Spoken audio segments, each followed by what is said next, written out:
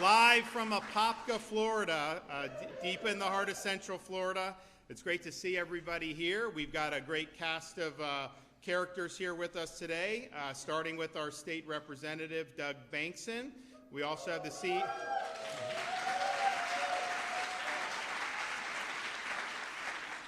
CEO of Freeman Global Holdings and the author of Economic War Room, Kevin Freeman, who you'll hear from.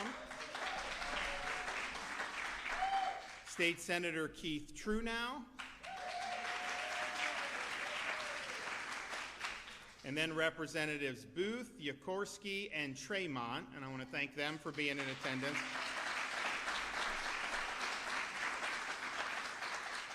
And then Director of Propel Florida, Sean Keck, is with us here today. So thanks everybody for being here. We've got a really, I think, landmark piece of legislation that we're going to sign here today in a minute. And before I get into why we're signing the legislation, which, just so everybody knows what it is, we are going to utilize our authority under the Constitution in the state of Florida to make sure that gold and silver are recognized as proper legal tender.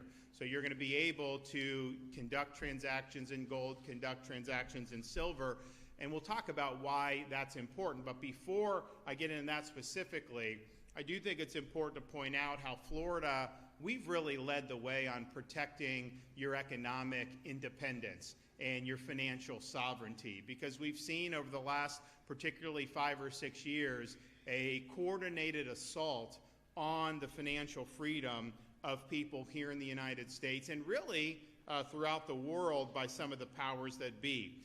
We were the leader in the entire country in banning the use of a so-called central bank digital currency.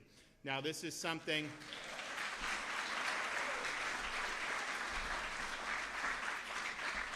This was something that was being discussed by the Federal Reserve under the Biden administration. What it would do is, so the goal of it is to eliminate cash, force everything into a digital currency. This would be one controlled by the central bank. And why would they want to do that? Well, they have more agency over your financial independence if they do it.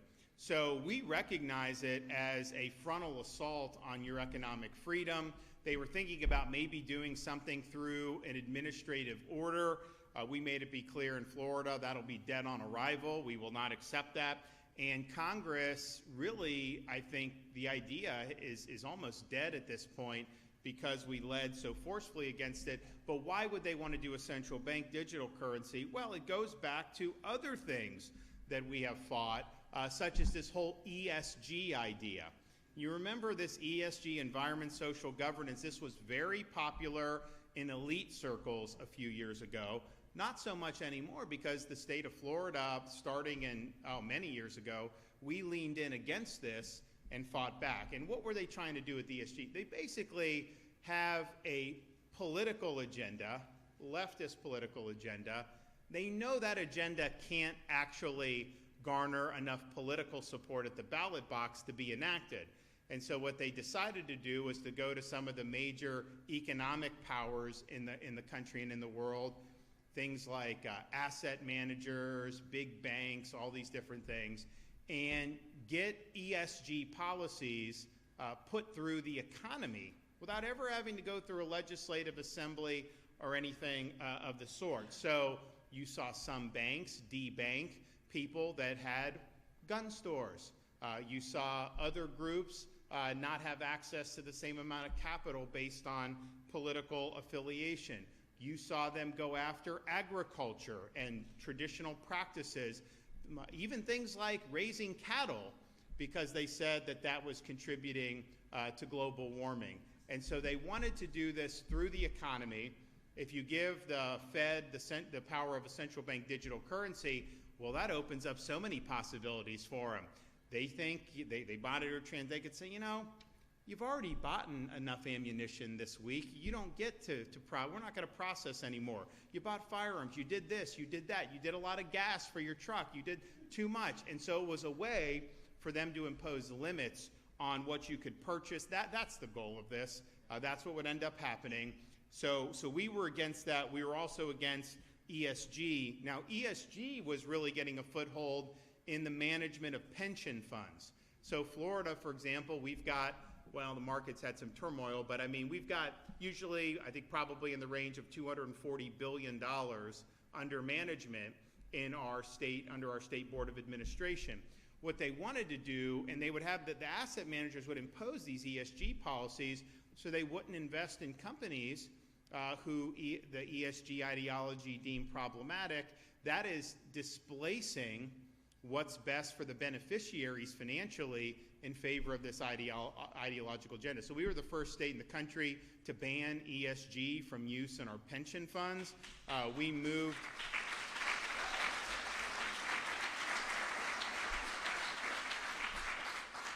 We removed $2 billion from BlackRock that was managing it. BlackRock is a massive powerhouse leading in ESG, and we did it. And now it's interesting, recently the head of BlackRock was asked, like, well, what about ESG? You were the main proponent. He's like, oh, he's like, no. He's like, you know, the problem with ESG, you know, it's become toxic because you got people like Governor DeSantis always lampooning it.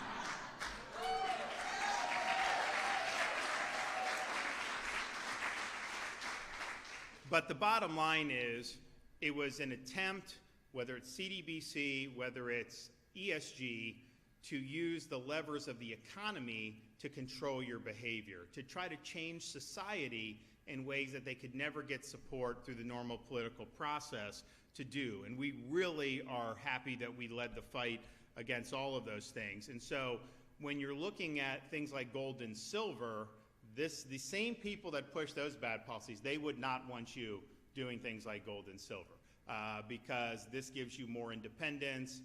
You won't need to be wedded to a fiat currency, and it really is very much in step with what we've been talking about in Florida for many years. So you have that movement to kneecap your financial independence that is being done through the economy. But then you also just have the specter of a Congress and a federal government that has been incapable of controlling the amount of money it's borrowing, printing, and spending.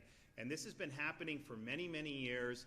When I was, I guess I was probably in college, the turn of the century, the year 2000, the state of Florida's, or the national debt was about $5.6 trillion.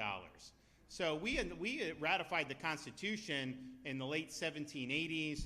George Washington took office in 1789, and so if you count from there till 2000, they racked up $5.6 trillion in debt. They fought a civil war, they fought 2 world wars, they had a Great Depression, they had a lot of stuff. Since the year 2000, we've gone from $5.6 trillion to almost $37 trillion in 25 years.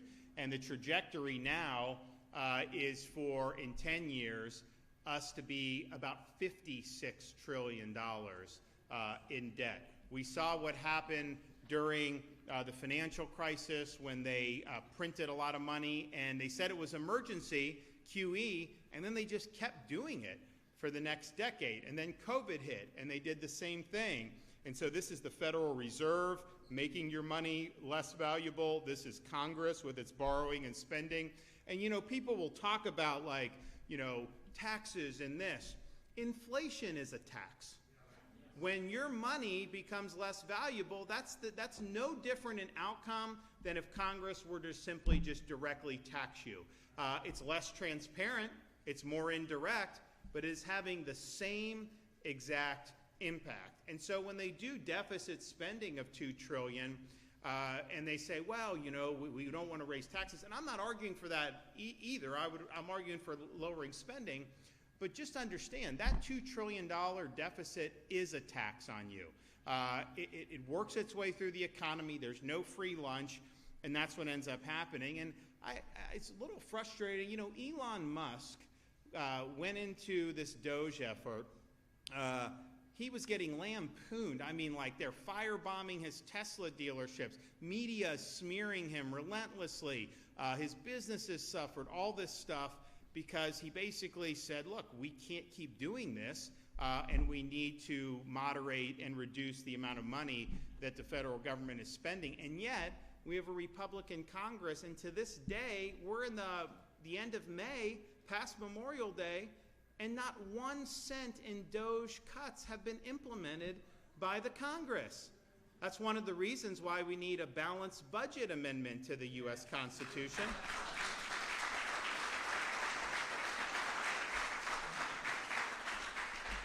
It's another reason why we need term limits for members of Congress.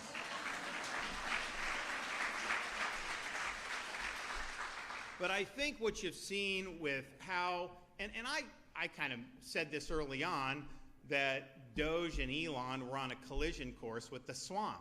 And the question is, what would happen? And I don't think there's any question that Doge fought the swamp, and so far the swamp has won. And that's just unfortunate, but I don't think you can look at this any other way. So this is hardwired into how the people in Washington are borrowing and spending your money.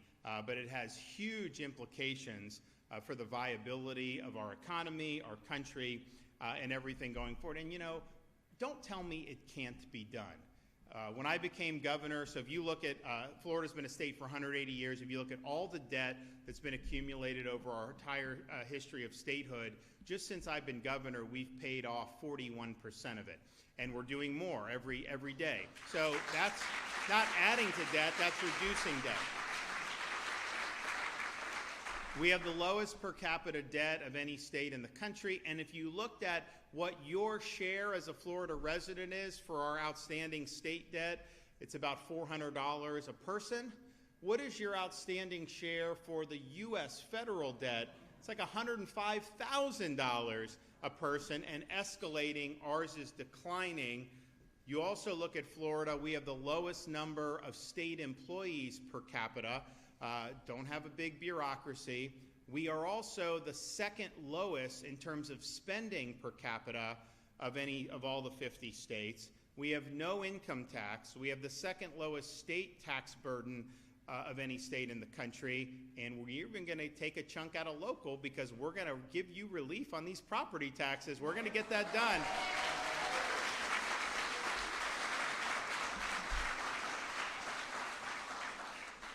And yet, even though we have reduced debt, run big surpluses, cut a lot of taxes, I think we've cut $7 or $8 billion since I've been governor, we've also done really big things.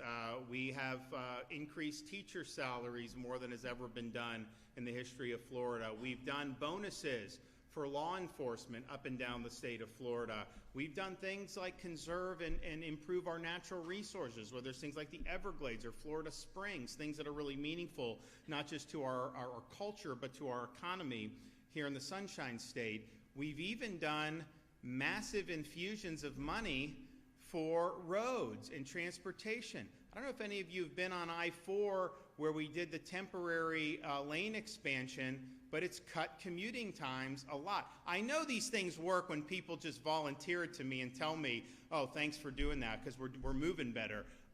And we've done video analysis. It's been good, and we have flooded part of our surplus into these projects because the state's growing and we need to make sure we get ahead of it. So on issue after issue, we're delivering really big things, but doing it within the context of a budget that is shedding debt for the state, that's cutting taxes for our people, and that is one of, if not the smallest footprints of any place in the country. So it can be done. Now, I don't think it is going to get done in Washington unless there's structural reform, like a balanced budget amendment, like term limits. I think the culture in Congress is very much ingrained, and I just don't see a massive difference in behavior from election to election. Who knows? Maybe we'll be surprised over the next few months. I would love to see that, but I don't think we've seen many signs of it now. So we have to assume that the borrowing, printing, and spending is likely to continue, at least for the short term. So the bill I'm going to sign today is legislation that is going to allow Florida to recognize gold and silver as legal tender in our state. And we have the ability to do that under the federal Constitution. There are only 2 states that have done it thus far. They're smaller states. We are the first large state to step up and to get this done. And this is right out of the Constitution of the United States. So this legislation will authorize money services business like check cashers or PayPal to transmit and accept payment in gold and silver. That means these precious metals can start functioning like real currency again, not just investment vehicles for the wealthy. And you notice what's happened in recent weeks and months. How has gold gone down or has gold gone up? Gold's gone up big time because investors are looking at this and they're hedging against, they see the bond yields have gone up. I think they moderate a little today, but when people start seeing that, gold is a place they're going to. So it's not just an investment, it'll be something that you're going to be able to use, and it's something that is very likely to hold its value, certainly compared to fiat currency. Now, we've seen the downgrade in the credit rating over multiple administrations. We've seen a lot of problems with the DC swamp. This is our ability to give you the financial freedom to be able to protect yourself against the declining value of the dollar. And so I'm really appreciative of the legislature for doing this. I think this is something that shows Florida is continuing to lead on a lot of the issues that matter to people, and I look forward to signing this into law momentarily. But before that, I want to bring up our great state representative, Doug Bankson, and then after that, we'll bring up Kevin Freeman.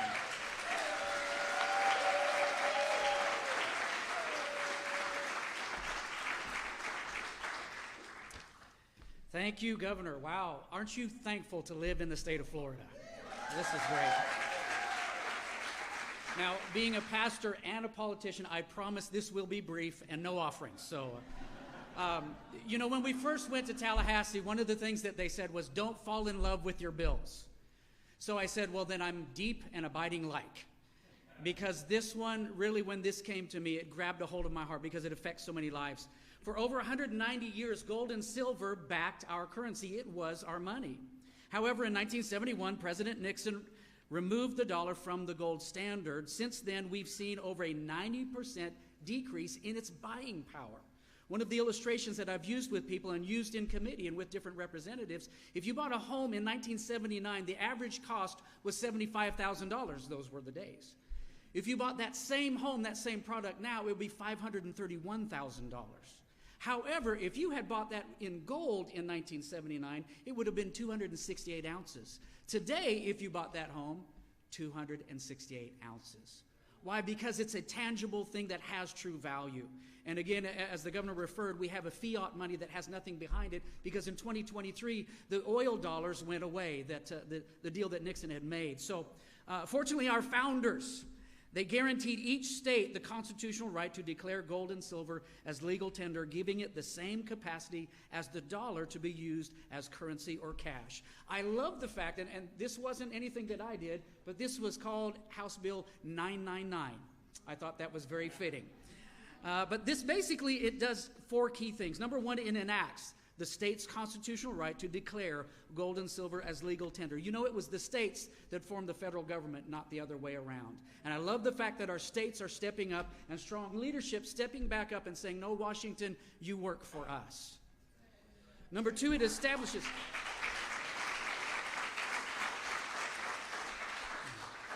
Number two, it establishes the framework for depositories within the state of Florida with all the checks and balances, independent auditing, and fully insured holdings. We've all heard of FDIC. It only insures up to $250,000, but this structure will fully insure all of those holdings. Number three, it enables gold and silver as a standard weight and purity to be accessed by electronic transaction or a debit card, making it a truly functional currency. And finally, number four, it ensures the right between willing parties to transact legally with gold and silver. So simply put, it brings opportunity without obligation, fiscal stability and security, relief to the taxpayer. Can I get an amen? And will once again help Florida lead the way, becoming the gold standard for economic freedom and opportunity. You know, you can't do this without thanking the team because this is a team sport, and I love the team. First of all, I want to thank publicly Kevin Freeman, Mike Carter. You guys are just champions. And this is where the idea initially came to me. Someone sent me, Art Alley, I think he's here somewhere in the room, sent me the transcript to your new book that now is published. And as I read through that and I saw that we had this opportunity in the Constitution to enact this, I immediately wrapped my heart around it. We reached out to you and you came and began to share this with our legislators here. And so thank you so much. And Marnie, I mean, you're the class of this act right here. That's Kevin's wife. Thank you for being here and all that you have done across the nation to put this forward. Senator Rodriguez, she's not able to be here. I believe her aide is. But it's exciting to work together across on the other side, with the Senate and see something great come. In fact, we passed 2 bills. You've already signed one, the tag flipping bill, if you've heard of that one. I also want to thank Representative Chip LaMarca. When I came in as a freshman, I looked for someone who had some class and some clout that could help me sell this bill all across the room. And Chip LaMarca stepped up. He heard about the bill. He believed in it. And Chip, I know he's with his family celebrating 50 years of his uncle being a priest. And so they're all doing that today.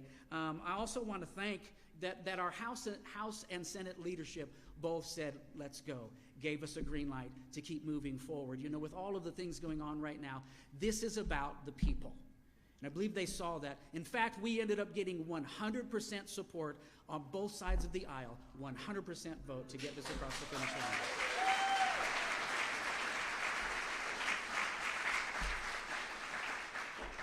Now, this doesn't happen without staff, and I'm going to embarrass somebody real good because my legislative aide, Nicole Kennedy,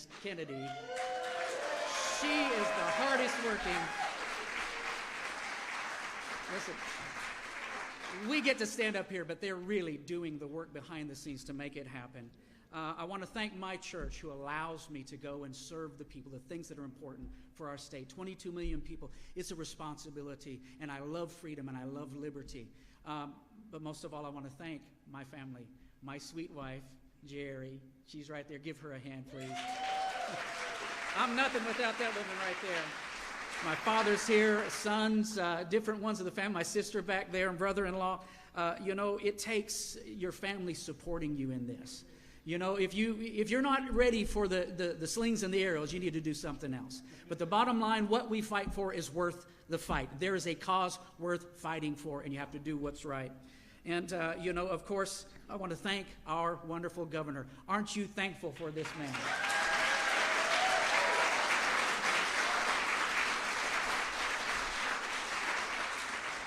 I'm grateful for the bold leadership, unbending and unwavering in the face of opposition. If it's right, you do it, and that's the right thing to do. And finally, I want to thank God.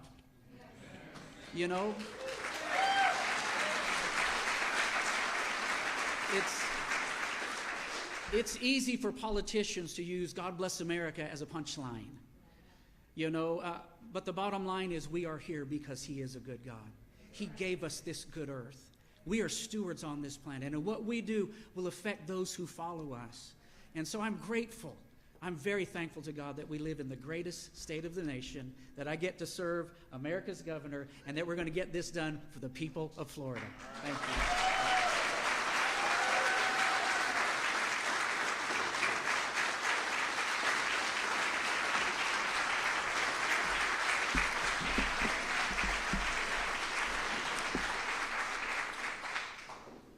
Well, good afternoon, and thank you, Governor, and thank you, Representative Bankson. It's an honor to be here in the free state of Florida for HB 999, a new law that can truly bless real people. It was more than 50 years ago that my father came into my bedroom and said, President Nixon took us off the gold standard, and he warned of inflation, and since then the dollar's lost 90% of its purchasing power.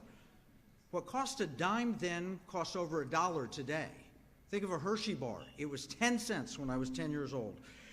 But there is good news. With this signing, Governor DeSantis will make it possible for anyone to have their own personal gold and silver standard. By making precious metals transactional under state authority as required by the U.S. Constitution, Florida enters a new era of economic justice and real prosperity. This has been a dream of mine since I was 10 years old. This is why I became an economist. I've spoken about it, debated it, written about it, and 2 years ago, I shared this idea with your governor at Liberty University. Shortly after that, with his encouragement and inspiration, I wrote the book Pirate Money to explain how it might work. And a literal army of people came alongside, starting with my wife, Marnie, and my business partners, Mike Carter and Russell Lake, and fabulous prayer teams, Art Alley of Timothy Plan introduced me to legislators like Representative Bankson at the Governor's Club, and the wonderful people of Florida read the book and advanced the cause, making it happen. I can't take credit for the idea. It was the founders, based on their reading the Bible. You see, God hates dishonest weights and measures. He wants money to be fair for all people. And with the way the federal government racks up debt and creates money from nothing, it has been far from fair. This law, once signed, will give people a choice in how they hold their money and how they spend their money. It's going to open amazing doors for Florida, and it'll provide security for all Americans. Arkansas and Missouri have passed similar legislation, and the Texas Senate is voting today, with Louisiana and Ohio and others possible. But this legislation is groundbreaking. It's comprehensive, and it's powerful. Every state can make gold and silver legal tender, and with modern technology, you can spend it with a debit card, allowing for use for everyday transactions. Governor DeSantis, you're a true leader, and this legislation is groundbreaking. This is patriot. It's a patriot money movement that may answer the question, what's in your wallet? For me, and many of you Floridians, we can now say gold and silver. This is pirate money. Congratulations. All right. Arg! Stay up here. You guys want to come?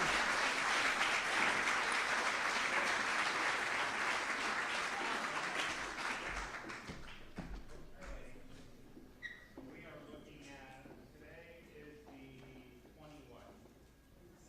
27?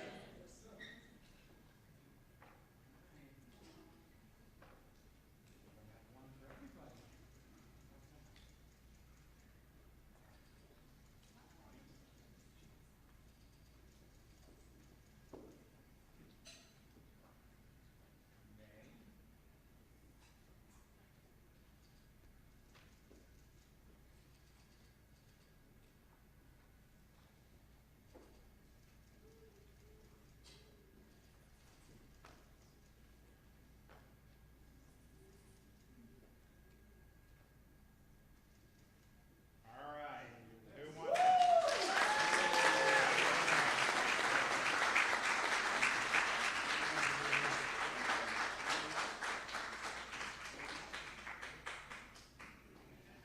You got it? All right. I got one more for the peanut gallery. Anybody? Here we go. There you go.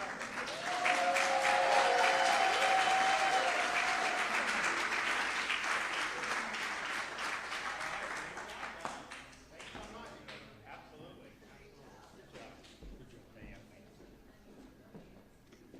Well, this is exciting. It's Florida leading again on something that I know is very important to a lot of people.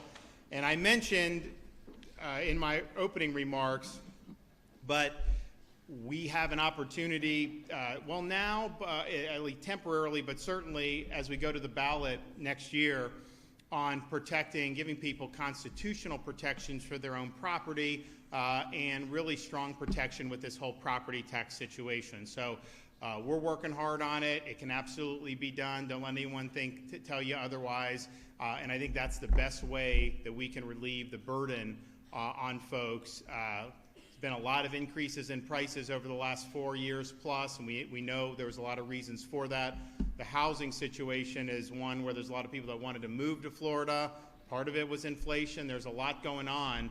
And you could be living in your house, and all of a sudden they're telling you it's worth twice as much and that you have to pay more tax. And that's not easy for people. And they will never assess it lower if the housing market tanks. They'll only assess it higher if they can get more tax money from you. So we're on to that, and we're going to do something about it. So we'd appreciate your support for that. And you got great legislators here who I know want to do it, but we need to make sure everyone in the legislature is on board for property tax relief. Okay, we got any questions back there? Governor, you have been pretty in tune with the situation involving the Tampa Bay Rays and the Orlando Dreamers. We're wondering if MLB has been in touch with you and made any requests out of you, or if this opposite has been true. You've asked MLB for anything as this plays out. I have not asked them for anything. I have been in touch with them, not necessarily recently, probably a couple months ago, But I think I can say publicly, they told me, we are not allowing this team to leave Florida, because I think they understand that this is the fastest growing state. It's the third largest state in the country. To have a major league team leave, like, that's not something we want, obviously, but actually is bad for the league. It makes baseball look poorly that they couldn't hack it in really big markets. And so this, what I've said on the state, we are not taking your tax dollars to do any stadiums at the state level. Just not going to happen.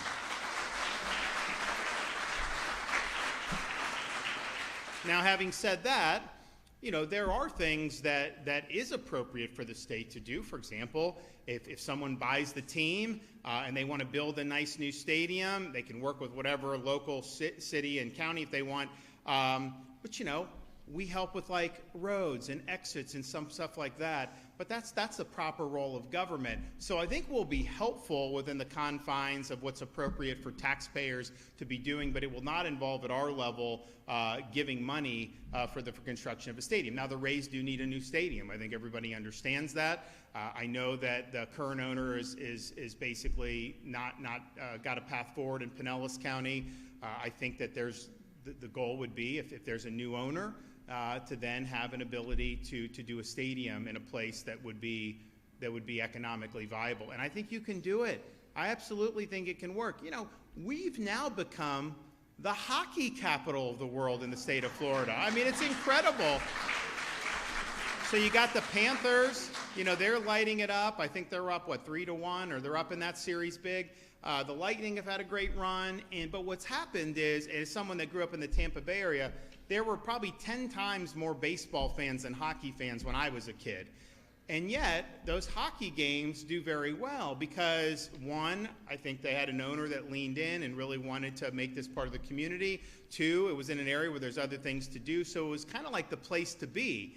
And people would want to go, even if they weren't huge hockey fans, people liked it. I think you can absolutely do that with baseball. Look what Atlanta did with this battery that they have around the stadium. People go because there's like bars and restaurants and shops and stuff like that, and they've really made it an experience for folks. And so that, I think, is the goal. So I don't know what's going to happen. I've been being told for years that the Rays were likely to be sold soon, and it hasn't really happened. Maybe we're getting closer to that now.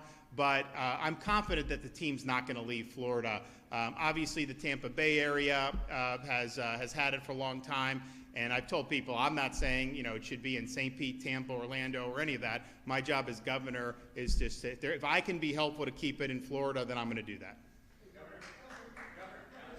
I did an article on this issue for the Epic Times, and one concern that I got from talking to a lot of people is that the IRS still likes to tax these fictional gains on gold or silver. Can you speak to how states could deal with the Trump administration to try to remove that issue? Yeah, well, one, this makes sure there's no sales tax in Florida on it, which I think is important. And I think this is in keeping with a lot of what the Trump administration's policies have been. They've embraced things like Bitcoin, for example, which is also a hedge against the fiat currency. So I don't think it would be something that would be out of character for where they've already gone. And I think as more states do this, I think they likely will be in a position where they probably want to act. So I feel good that we could probably get the feds to clear the way on this under current arrangements. RC Williams watched in action. What's the next step in the state to make it fractional, transactional, and so on, as Kevin mentioned? Do you want to address that? So basically, if Doug, you want to come and talk about the bill. We have to do a regulatory rule on this, and so that'll be done. And then these guys in the House and Senate have to approve that, which they will likely do, next January. And so we're looking at this being live no later than July 1st of 2026. But there will be some things that go into that. Yeah, you basically hit it there. Bottom line is we gave within the bill the guidelines for Office of Finance Regulation. And what the bill requires is for them to give us then their framework, bring it back to us, that then we can ratify this next fall when we're back. And then from there, yes, there's a runway to allow for the technical side of things to work out all the bugs before it goes live. At the same time, at that point, we may have the ability to pull that back. I'm hopeful, Governor, to move that back to at least April 15th. Should. That day might be a good day to move this back. So.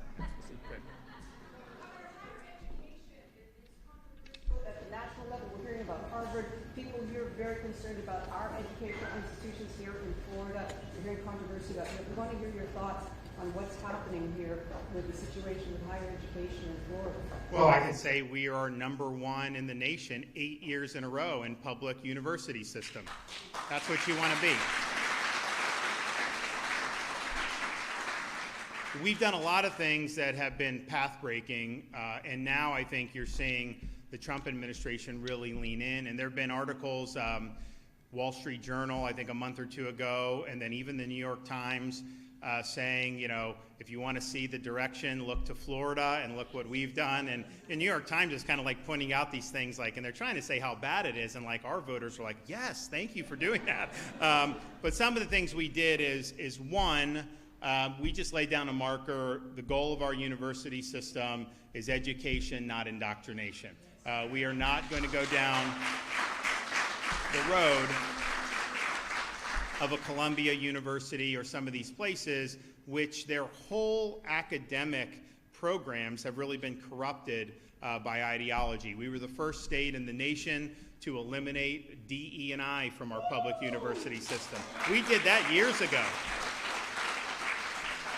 We did that a couple years ago, and when we did it, that was like going into the teeth of the monster, because like every elite institution, not just higher ed, corporate America, government, federal government, they were all for this, and obviously I think people have seen it for what it is.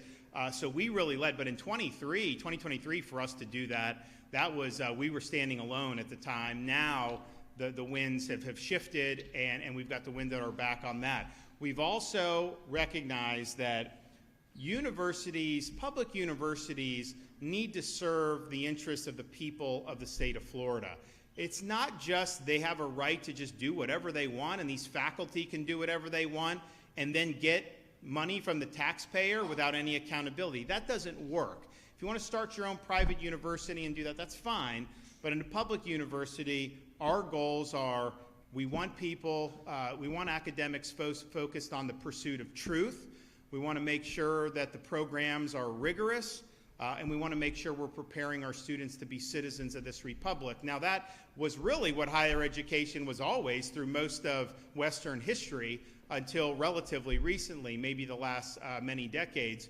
And so we said that higher education has gone off kilter, and we're going to get it back on track. Now, part of the way you do that is to recognize that ultimately you can't have a situation where good professors who reject the prevailing campus leftism are blackballed by the existing faculty and not allowed to come in and get a tenured position. So what we did is two things.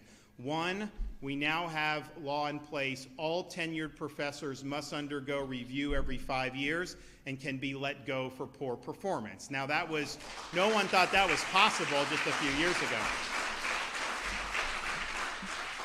The other thing we've done is we have taken the hiring and put it into the hands of the boards of trustees and the university presidents. So for example, you can now go, Florida State as president can go, if you want to hire somebody from Georgetown, you can do it, the board can do and approve it, and the faculty aren't allowed to blackball somebody who doesn't have the right, because we're basically, academia is, if you say what you really believe and it conflicts with orthodoxy, you're in trouble. And so you either got to bottle it up, you got to toe the party line, or whatever. So we've transcended. So they brought in a lot of great faculty. They've processed out through the post-tenure review a lot of unproductive tenured faculty. And you know, the professors that are the most political and activist tend to be the least productive on the core academic things. And I remember when the post-tenure review started, this is probably like a year ago, there was articles, oh, there's a brain drain from Florida as professors are shown the door. And I'm thinking to myself, wait a minute. If Marxist professors are leaving Florida, that is not a bad thing for Florida. That is a good thing for Florida.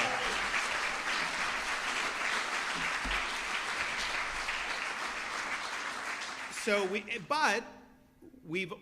we've done major reforms.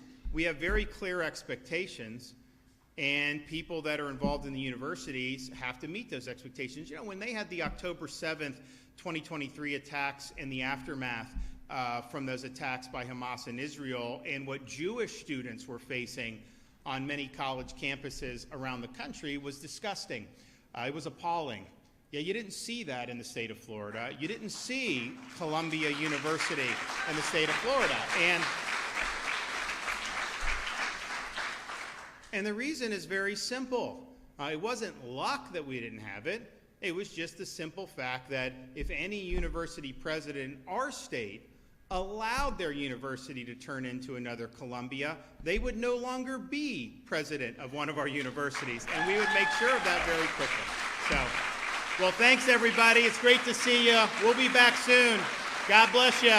God bless the free state of Florida.